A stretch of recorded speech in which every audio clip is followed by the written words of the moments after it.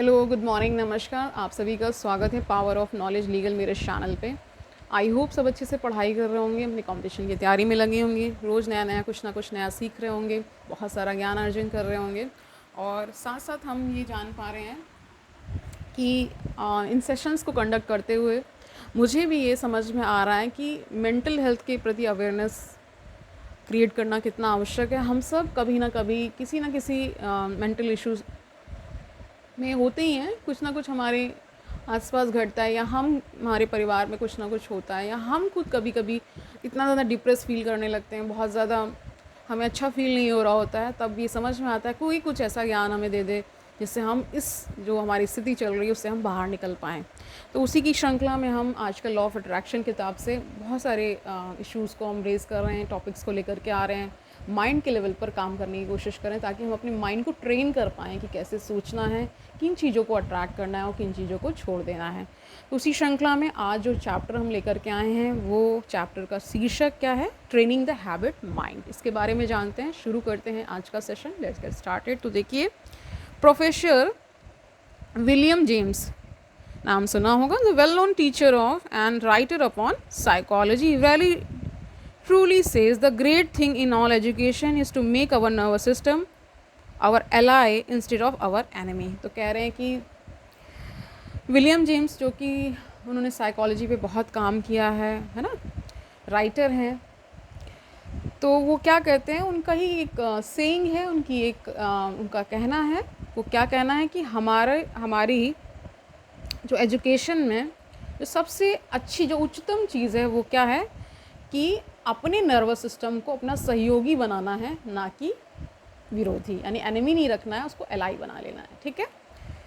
For this we must make automatic and habitual as early as possible as many useful actions as we can and as carefully guard against going into ways that are likely to be disadvantageous। तो ये हमें disadvantage जो भी चीज़ें हैं उनको छोड़ते जाना है और एडवांटेजेस चीज़ों को पकड़ना है, जो हमें लाभ पहुंचाने वाली वैसी चीज़ों को हमें करना है, बाकी चीज़ों को हमें छोड़ते जाना है। ठीक है।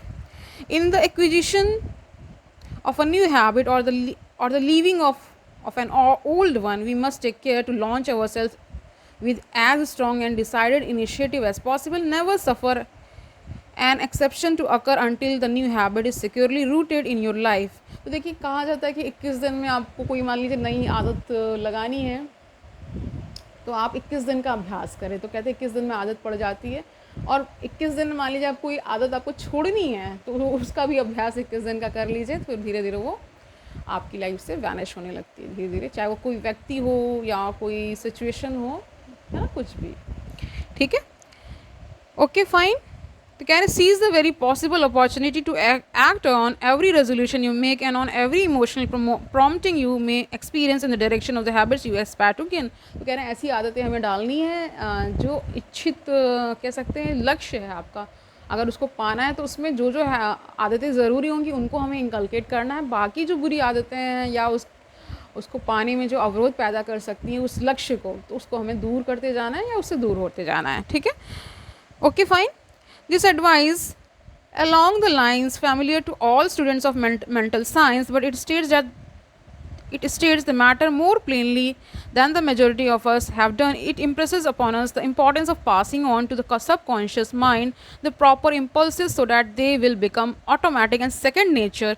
Our subconscious mentality is a great storehouse for all sorts of suggestion, है ना, from the ourselves and others, and as it is the habit mind, we must be careful to send it the proper material from which it may make habits. तो आपने देखिए 3 level समझ लीजिए, 3 part समझ लीजिए, या 3 टाइप समझ लीजिए, कॉन्शियस, सबकॉन्शियस और अनकॉन्शियस। ये 3 पार्ट्स हैं माइंड के। तो सबकॉन्शियस लेवल पर ही हमें काम करना होता है, वैसे सिग्नल्स हमें देने होते हैं, तब जाके हम अपने इच्छित लक्ष्य को पा पाते हैं। और उस हैबिट को मेंटेन करने के लिए, यानी वो आदत हमें पड़ जाए, जैसे मान लीजिए इसको इस तरह से समझिए, अगर आप सुबह उठने के लिए प्रयास कर रहे हैं ना कि 5 बजे हमें रोज़ उठना है, तो हमें थोड़ा सा इसके प्रति एक माइंड के लेवल पे आपको काम करना पड़ेगा। क्या काम करना पड़ेगा? हो सकता है आपको अलार्म लगाना पड़ जाए, या आप किसी से कह दें कि देखो भाई मुझे 5 बजे उठा देना, मुझे ये आदत डालनी है। तो धीरे धीरे जैसे जैसे वो चीज़ आपके प्रैक्टिस में आती जाएगी, फिर वो अपने आप देखिए बिना अलार्म के भी आपकी नींद खुलने लगी, तो वो एक हैबिट बन जाएगी। आपने सबकॉन्शियस लेवल पे सिग्नल्स दे दिए, एक हैबिट उसकी जो वायरिंग है आपने धीरे धीरे करना शुरू किया, और फिर वो हैबिट बन जाती है, फिर आपको कोई दिक्कत नहीं होती है। लेकिन स्टार्टिंग के फेज़ में वो आदत तो डालनी पड़ेगी, ठीक है, ऐसा ही कह रहे हैं। Okay, if we get into the habit of doing certain things, we may be sure that the subconscious mentality would make it easier for us to do just the same thing over and over again। जैसे कोई चीज़ आप बार बार जो करते हैं वही आपकी आदत बन जाती है, यही कह रहे हैं, ठीक है। easier each time until finally we are firmly bound with the ropes and chains of habit and find it more or less difficult, sometimes almost impossible to free ourselves from the hateful thing। कई बार देखिए आपको ऐसी वही आदतें लग जाती हैं जो कि आपके लिए अच्छी नहीं है, लेकिन वो ओवर पीरियड ऑफ टाइम आपने वो बार बार चीज़ें की हैं, इसलिए वो आदत पड़ गई है। अब उसको छुड़ाने के लिए भी आपको एक अच्छी आदत डालनी पड़ेगी। यानी कहते हैं कि आपको कहीं से कहीं पहुंचना हो तो कहीं से निकलना पड़ता है, तो वही यहाँ पे भी एप्लीकेबल होता है। आपको मान लीजिए कोई टॉक्सिक व्यक्ति मिल गया आपकी लाइफ में, वो आ चुका है, उससे कैसे आप पीछा छुड़ाएंगे, तो उसके लिए भी तरीके हैं, उसके लिए भी काउंसलिंग सेशंस हैं, उसके लिए भी आप बहुत सारे आप बुक्स का अध्ययन कर सकते हैं कि कैसे ऐसे व्यक्ति से आप पीछा छुड़ाएं, है ना, इस तरह से। Okay, fine. We should cultivate good habits against the hour of need. The time will come when we will be required to put forth and our best efforts, and it rests with us today whether that hour of need shall find us doing the proper thing automatically and almost without thought, or struggling to do it, bound down and hindered with chains of things opposed to that which we desire at that moment। तो कह रहे हैं कि जैसे आप मान लीजिए कुछ भी करने की सोचते हैं, तो बहुत सारे आप तो नहीं कि जैसे मान लीजिए आपने सुबह जल्दी उठने का ये सोचा, या रात में आपने कोई स्टडी ही प्लान किया कि इतने इतने घंटे में पढ़ने वाला हूँ, तो बहुत सारी आपका जो मन है ना वो कहता नहीं सो जाओ यार, क्या पढ़ लिख के हो जाएगा, ये सब थॉट्स आते हैं ना। तो इस तरह से बता रहे हैं कि बहुत सारे चेन्स आ जाते हैं, बहुत सारे हर्डल्स आपकी लाइफ में जो आप करना चाहते हो उसके विरोध में खड़े हो जाते हैं। तो उस पे मतलब मास्टरी करने के लिए आपको बहुत सारा स्ट्रेंथ और विल चाहिए होता है, और वो कई बार आपको खुद से नहीं मिल रहा होता, आपको कहीं बाहर से बोरो करना पड़ता है, तो वो भी करना ठीक ही होता है ना। और कहते हैं जब आप ये कर लेते हैं फिर ऑटोमेटिकली थिंग्स होती हैं, मतलब जो जो चीज़ें आप करना चाहते हैं आपको लगे ये कैसे हो रहा है ना, इस तरह से भी होता है। We must be on guard at all times to prevent the forming of undesirable habit. There may be no special harm in doing a certain thing today or perhaps again tomorrow, but there may be much harm in setting up the habit of doing that particular thing. If you are confronted with the question which of these two things should I do, the best answer is I will do that which I would like to become a habit with me। तो कह रहे हैं कई बार कुछ आदतें आपको ऐसी लग जाती हैं, आप सोचते हो, आप क्वेश्चन भी करते हो कि ये करूं, तो आप उस समय आपको क्या करना है, उस समय अपने दिमाग को सिग्नल देना है कि कौन सी हैबिट बनाने से मेरे लिए फ्रूटफुल होगा, मेरे लिए अच्छा होगा आगे भविष्य के जीवन के लिए, कौन सी हैबिट अगर मैं बना लेता हूँ तो वो मेरे लिए हार्मफुल हो जाएगी। इसका आप निर्णय कर लें तभी अच्छा रहेगा, है ना। और कौन सी हैबिट आपके साथ रह जाएगी तो वो आपको अच्छा रिजल्ट देने वाली है, और कौन सी हैबिट, मान लीजिए आपको सिगरेट पीने की हैबिट लग गई तो वो फिर आपके स्वास्थ्य के लिए हानिकारक हो जाएगी, है ना। तो उससे भी बचना है, तो फिर ऐसी आदत क्यों ही डालना है, ये सब बात कर रहे हैं विलियम। ओके फाइन, आगे बढ़िए। कह रहे हैं I will do that which I would like to become a habit with me, है ना। In forming a new habit और in breaking an old one we should throw ourselves into the task with as much enthusiasm as possible in order to gain the most ground before energy expends itself when it meets with friction from the opposing habits already formed। We should start by making as strong an impression as possible upon the subconscious mentality। तो सारा कुछ यहीं पे ही होता है, तो इसको ही ठीक करना है। Then we should be constantly on guard against temptations to break the new resolution this just once idea kills off more good resolution than any other one, cause the moment you yield just this once you introduce the thin edge of the wedge that will in the end split your resolution into pieces। तो देखिए कई बार क्या होता है ना कि जैसे मान लीजिए आपको शराब की कोई लत लग गई, हैबिट लग गई है, तो कई बाहर से कोई व्यक्ति, मान लीजिए आपके कोई प्रियजन ही आपसे कहते हैं कि देखिए छोड़ दीजिए, तो आप क्या कहते हैं, बस इस बार कर ले तो अगली बार से नहीं होगा, लेकिन ये फिर अगली बार कभी आता नहीं है ना। तो यही बात यहाँ पे विलियम वॉकर एटिंगसन कह रहे हैं, ऐसा नहीं करना है, वरना आपका जो आपने जो रेजोल्यूशन लिया होता है अच्छी हैबिट्स को इनकलकेट करने का, वो पीसेस में टूट के ख़राब हो जाना है या नष्ट हो जाना है कुल मिला के, ठीक है। तो ऐसी ही हैबिट को पकड़ना है जो कि आपके लिए अच्छी हो, अदरवाइज़ फिर अच्छा नहीं होने वाला है। Equally important is the fact that each time you resist temptation with the stronger does your resolution become, act upon your resolution as early and as often as possible. As with every manifestation of thought in action, the stronger does it become. You are adding to the strength of your original resolution every time you back it up with action. The mind has been, कह रहे हैं, likened to a piece of paper that has been folded, है ना, ever afterwards. It has tendency to fold in the same crease unless we make a new crease or fold when it will follow the last lines, and the creases are habits. Every time will make one. It is so much easier for the mind to fold along the same crease afterward. Let us make our mental creases in the right direction.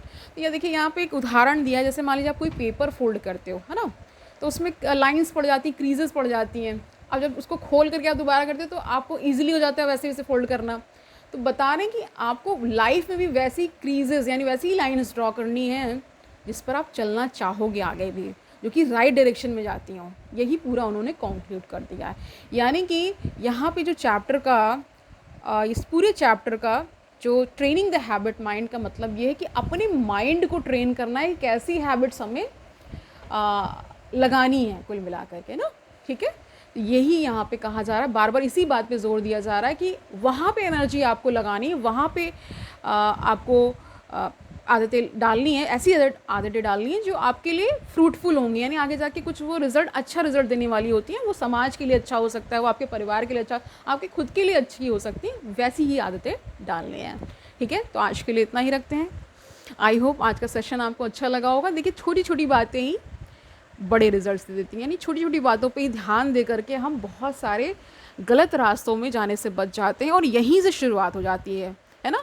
जैसे आजकल मैं देख रही हूँ youth है, यानी कि जो जस्ट जिन्होंने अभी प्यूबर्टी को हिट किया है, यानी 13, 14, 15 साल के जो बच्चे हैं, वो इंस्टाग्राम पे बहुत ज़्यादा ऐसे कंटेंट को बना रहे हैं, है ना, जो कि नॉट सो शोभनीय है। यानी कि क्यों इतना ज़्यादा अपने आप को एक्सपोज करना है, ये बच्चे आज के नहीं समझ पा रहे हैं। देखिए कई बार क्या होता है कि सब कुछ नहीं व्यक्त कर देना होता है, कुछ अपने अंदर आप छुपा कर ही रखेंगे ना, तभी आपके लिए वो अच्छा रहेगा। सब कुछ अगर आप मीडिया पे या सोशल मीडिया पे बताने लगेंगे तो फिर ये आपके भविष्य के लिए अच्छा नहीं है, ये आपकी प्राइवेसी के लिए अच्छा नहीं है, कि बहुत सारा उसका नेगेटिव यूज़ हो सकता है, आपको कोई ब्लैकमेल कर सकता है, बहुत सारी चीज़ें हो सकती हैं।